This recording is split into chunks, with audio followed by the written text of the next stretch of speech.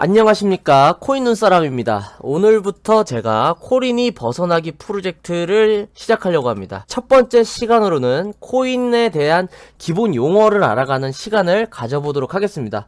바로 들어가도록 하겠습니다. 호가는 뭘까요? 현재 가격이 894,200원일 때 내가 매수에 89만원에 얼마를 사겠다라고 올려두는 이 행위, 이 매수 가격이 호가입니다. 그리고 지정가 매수나 매도, 이게 가격을 지정해서 매수하거나 매도하는 행위를 지정가 매수 매도라고 합니다. 그리고 시장가는 급하게 팔거나 급하게 사야 될 때 여기 매수에 걸려있는 물량을 매도하거나 매도에 걸려있는 물량을 바로 매수하는 매매 방법입니다. 이 방법은 수수료가 더 높기 때문에 그 부분은 유념해서 시장가 매매를 하시기 바랍니다. 그리고 예약 지정가는 현재 가격이 174원이다. 근데 165원에 내려오면 이거를 손절해야 되겠다라고 했을 때 지정가 165원 바로 매도 거시는 분들이 계신데 이렇게 되면 바로 팔려버립니다. 시장가로 바로 팔려버리니까 이럴 때는 예약 지정가 기능을 이용해서 165원에 왔을 때 160원에 매도를 하겠다라고 해주시면 165원에 왔을 때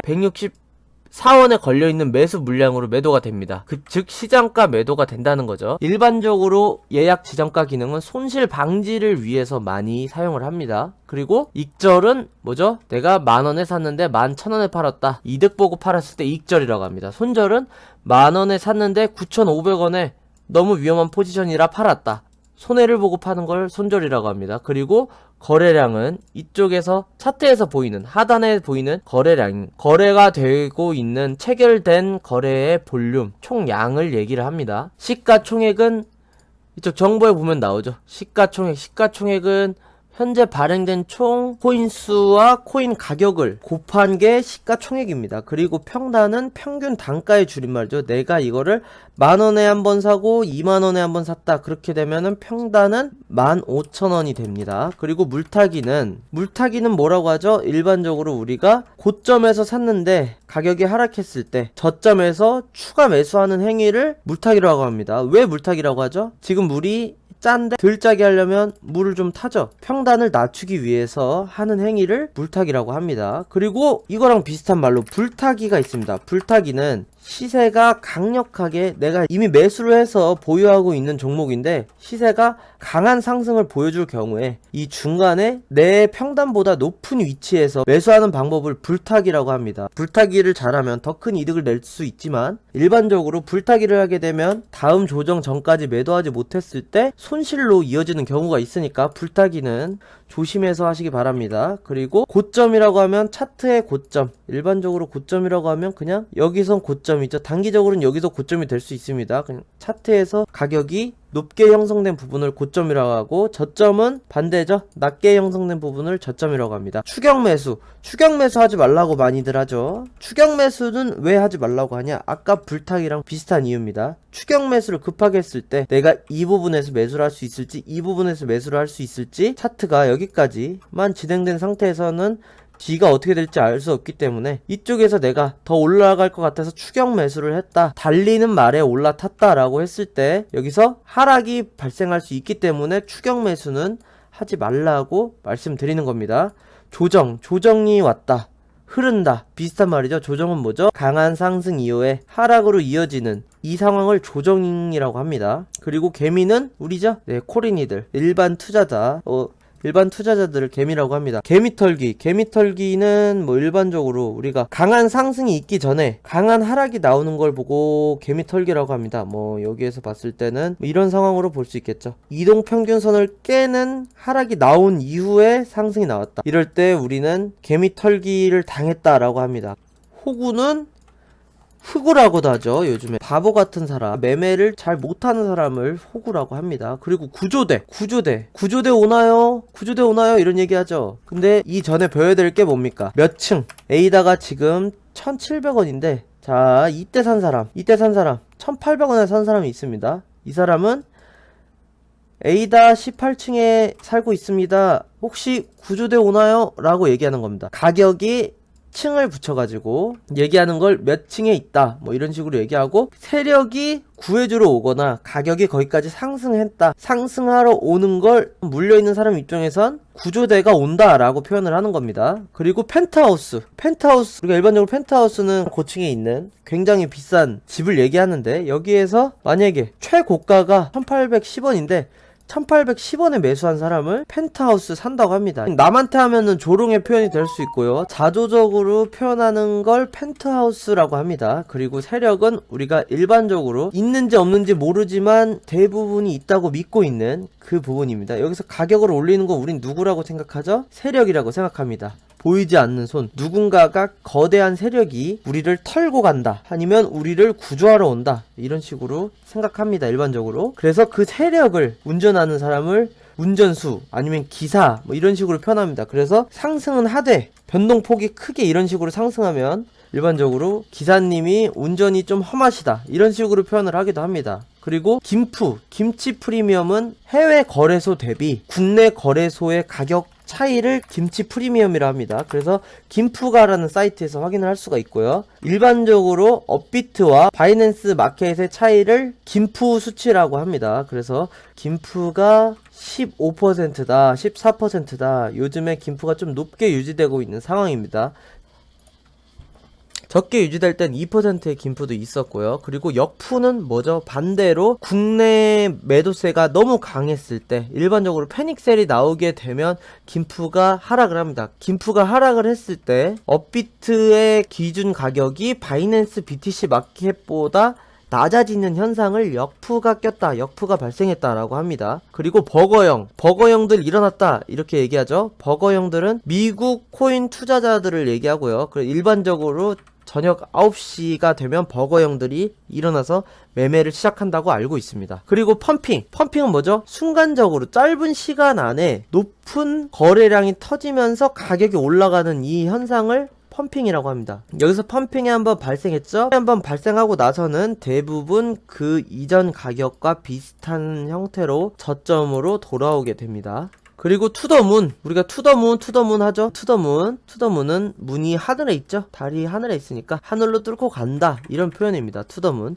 존버는 존나게 버티기, 요즘 뭐 존중하며 버티기, 뭐 존니처럼 버티기, 뭐 여러 말이 있지만 일단은 존나게 버티기입니다. 존버, 그냥 아무리 물려도, 내가 아무리 고점이어도 계속 버틴다. 뭐 지금까지는 좋은 수익률을 내줬지만 앞으로는 존버가 무조건 좋을 거다, 이런 시장이 안 올 수도 있기 때문에 무조건 존버가 답은 아니라는 거 알아두셔야 됩니다. 그리고 물렸다는 건 뭐 다들 아시죠? 이 고점에서 샀는데 떨어져서 물린 상태다. 물린 사람들이 여기 많다, 그럼 뭐라고 하죠? 여기에 이렇게 된 사람들이 많아서 다음에 가격이 올라가도 여기에서 못 올라가고 하는데, 여기가 뭐가 많다고 합니까? 시체가 많다고 합니다. 물린 사람을 표현하는 게, 다른 말로 표현하는 게 시체죠. 시체들을 없애기 위해서 뭐가 와야 되죠? 구조대가 와야 됩니다. 구조대가 와야 되고, 우리가 다음은 설거지는 왜 설거지라고 하죠? 설거지는 우리가 일반적으로 세력이 털고 나간 매물을 개인들에게 넘기는 행위를 설거지라고 합니다. 그래서 우리가 이 매수와 매도 양을 보고, 야, 이거는 또 올라가겠다 라고 생각을 하면서 매수량이 더 많네 라고 생각하면서 들어갔을 때, 세력은 그때 험해소를 걸고 자기들 물량을 털기 시작합니다. 여기서 설거지 지점이라고 하면 뭐 여기선 단기적으로 설거지가 나오진 않았지만 뭐 요정도라고 볼 수가 있겠죠. 여기에서 다시 올라갈 것 같은 이 기대 심리로 개인들에게 물량을 넘기는 이 행위를 설거지라고 하고요. 커플링은 우리가 비트코인이 올라갈 때 이더리움이 올라갑니다, 일반적으로. 그리고 리플이 올라갈 때 XLM, 스텔라 루멘이 같이 올라가죠. 비슷한 차트 형태를 띠고 있습니다. 이렇게 2개 이상의 코인이 동시에 올라가는 걸 커플링 되었다라고 하고요. 그리고 하나가 올라갈 때 다른 하나가 내려가는 거를 디커플링이라고 합니다. 다음으로 스윙입니다. 스윙은 6시간 이상 혹은 이틀, 3일, 일주일 정도 단기적으로 저점에 사서 고점에 팔고 저점에 사서 고점에 파는 행위를 스윙이라고 합니다.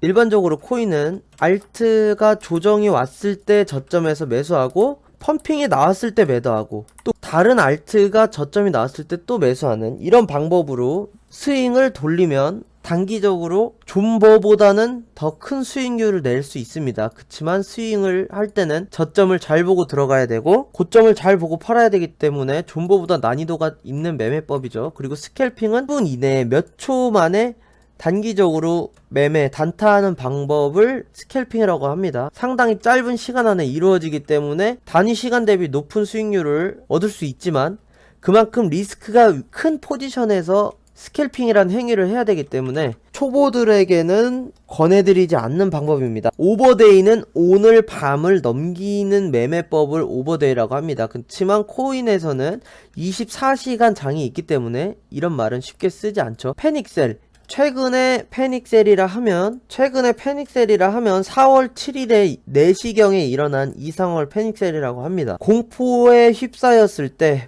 이 시장이 끝날 거다, 가격이 급락할 거다, 더 내려갈 거다라는 생각을 가지고 시장가에 모두가 매도하는 이런 상황을 패닉셀이라고 합니다. 우리 공포회사라는 말이 있죠. 이런 말이 패닉셀 중에 저점에서 사라, 이런 말이 공포에 살아라는 말입니다. 그리고 데드캣 바운스는 죽은 고양이도 높은 위치에서 떨어졌을 때 한번 튀어 오른다 라는 말입니다. 일반적으로 고점에서 급락을 하게 됐을 경우에 반등이 한번 나온다, 반등이 적어도 한 번은 나온다, 이 반등이 나오는 행위를 데드캣 바운스라고 합니다. 알트코인은 비트코인 외 코인을 칭하는 말이었지만 지금은 메이저 외 코인을 칭하는 말로 일반적으로 시총이 낮고 상장된 지 얼마 안 된 코인을 알트코인이라고 말합니다. 비슷한 말로 잡코인이 있죠. 잡코인은 유명하지 않은 알트코인을 말하지만 알트코인과 잡코인, 시장에서 비슷하게 사용되고 있습니다. 엽전은 10원 이하의 가격을 가진 코인, 지금은 엽전이 하나도 없죠. 엽전이 하나도 없습니다. 얼마 전에 엽전이었던 비트토렌트가 동전으로 올라왔기 때문에,